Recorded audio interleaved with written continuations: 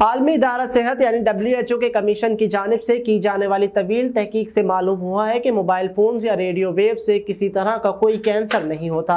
امریکی نشریاتی ادارے CNN کے مطابق عالمی ادارہ صحت کی جانب سے قائم کیے گئے کمیشن نے طویل عرصے تک ریڈیو ویوز اور موبائل فونز کی ٹیکنالوجی کا انسانی صحت اور خصوصی طور پر کینسر کا باعث بننے پر تحقیق کی۔ کمیشن نے 28 سال تک 500 تحقیقات کا جائزہ لیا، جس میں 65 تحقیقات ایسی تھی جو 1994 سے 2022 تک مختلف طبی جریدوں میں شائع ہو چکی تھی، اور ان میں موبائل فونز اور ریڈیو ویوز ٹیکنالوجی کے انسانی صحت پر پڑنے والے اثرات کا جائزہ لیا گیا۔ ماہرین نے خصوصی طور پر ریڈیو ویوز اور موبائل فونز کے سگنلز کو تقویت بخشنے والی ٹیکنالوجی کا دماغی کینسر سمیت گلے اور سینے کے کینسر پر اثر دیکھا۔ ماہرین نے پایا کہ نہ صرف موبائل ٹیکنالوجی بلکہ ریڈیو ویوز سے بھی کسی طرح کا کوئی کینسر نہیں ہوتا۔ ماہرین نے بتایا اگر کوئی انسان 10 سال تک بھی موبائل فون مسلسل چلائے اور بار بار فون کالز کرنے کے لیے اسے دماغ کے قریب لائے تو بھی اسے کینسر نہیں ہوتا۔